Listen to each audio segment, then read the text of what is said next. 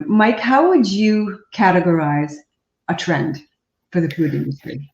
Yeah, absolutely. So when you look at a trend, you break it down into 3 levels. You have the trend, you have the insights, and you have the fad. A trend is something that's very slow, it's very broad, and it can be very subjective. So health, convenience, indulgence. Insights is how that trend manifests in the day-to-day behavior of the consumer. So if the trend is health, the insight might be weight management, avoidance and moderation, positive nutrition.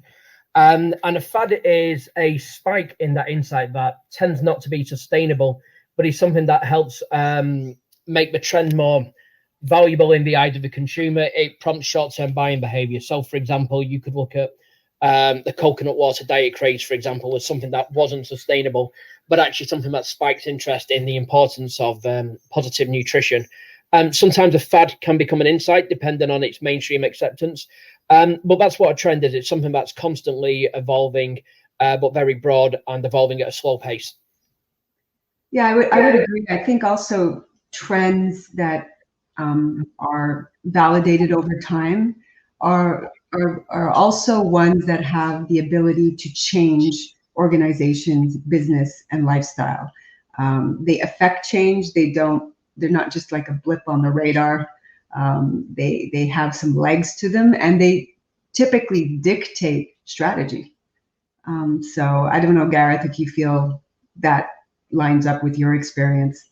I think so. I think from the point of view of Kalsec, we're privately owned and we focus on sustainability. So we would almost classify sustainability as a mega trend even. It's something that we've done as a business as our own because of the founders believe in behaving in a sustainable way. But also I think it's one of those, it's something that's governed from a top level trend and it's becoming more mainstream. It's becoming, fad's not the right word for sustainability, but it's becoming much more front of mind of consumers thinking.